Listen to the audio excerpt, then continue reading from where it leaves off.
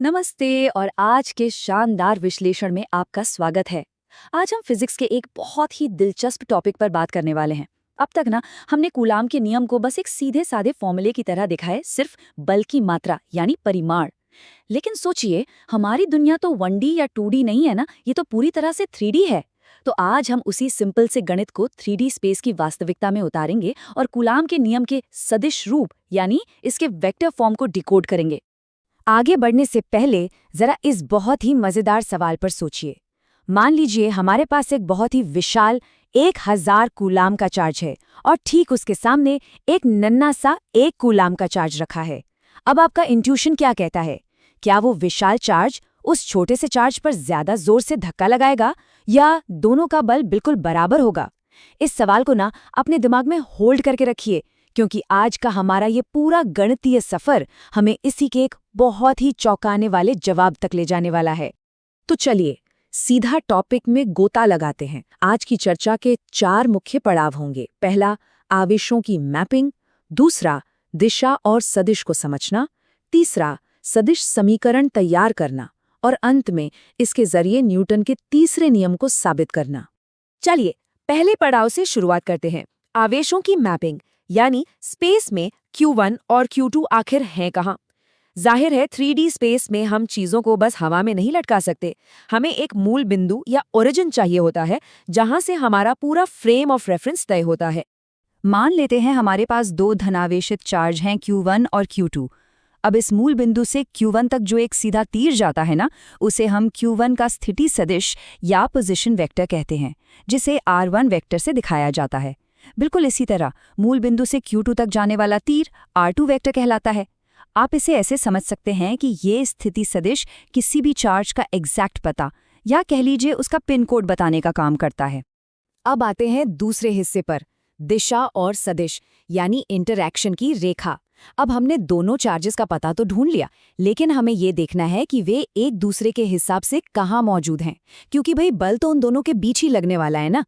इस चीज को नापने के लिए हम डिस्प्लेसमेंट वेक्टर या विस्थापन सदिश का इस्तेमाल करते हैं।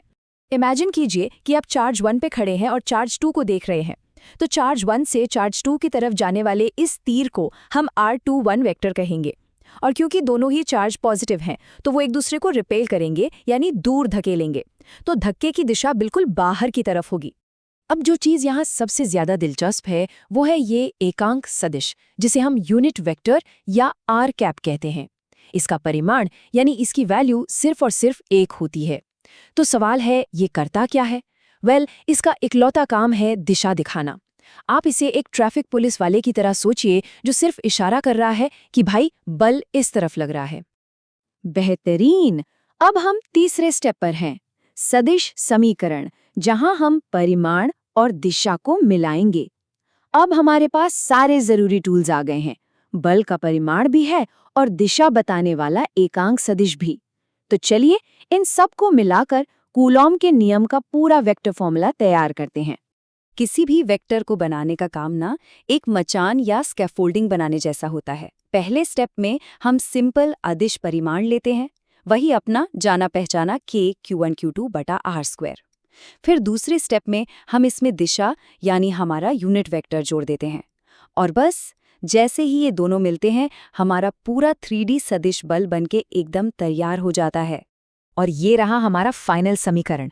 चार्ज 2 की वजह से चार्ज 1 पर लगने वाला बल, जिसे हम F12 कहते हैं, वो बराबर है K Q1 Q2 बटा R² के, और इसके साथ गुणा में है R12 कैप।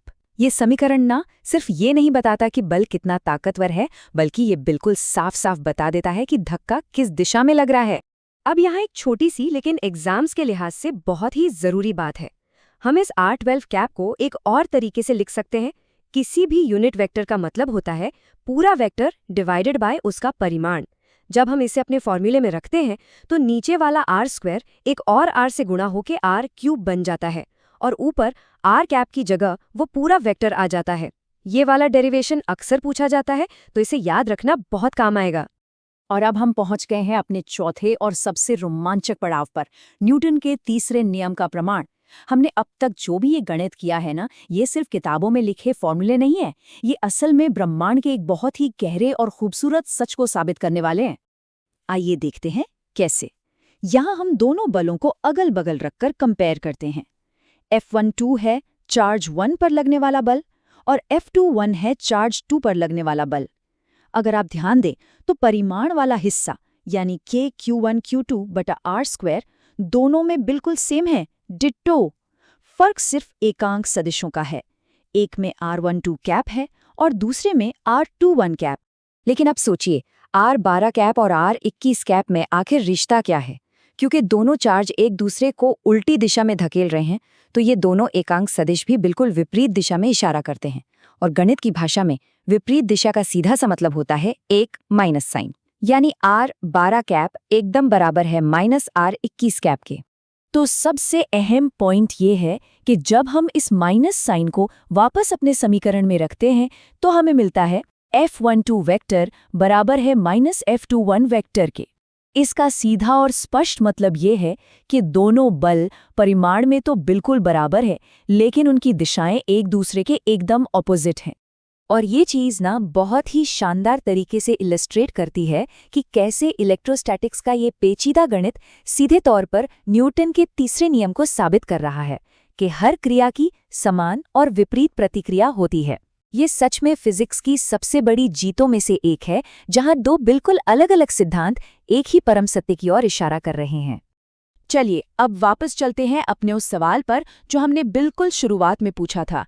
क्या 1000 कूलॉम का विशाल चार्ज 1 कूलॉम के नन्हे चार्ज को ज्यादा जोर से धक्का देगा? अब हमारे पास इसका एकदम सॉलिड मैथमेटिकल प्रूफ है और जवाब है बिल्कुल नहीं। बल हमेशा दोनों आवेशों के गुणनफल पर निर्भर करता है, किसी एक चार्ज के अकेले साइज पर नहीं। इसलिए वो 1 कूलॉम का छोटा सा चार्ज भी उस विशालकाय 1000 कूलॉम के चार्ज पर ठीक उतना ही बल लगाएगा जितना बड़ा वाला छोटे पर लगा रहा है। परिमाण हमेशा हर हाल में बिल्कुल समान रहेगा। है ना कमाल की बात? तो आज के इस विश्लेषण से हमने देखा कि इन बलों का खेल कितना फेयर और संतुलित है।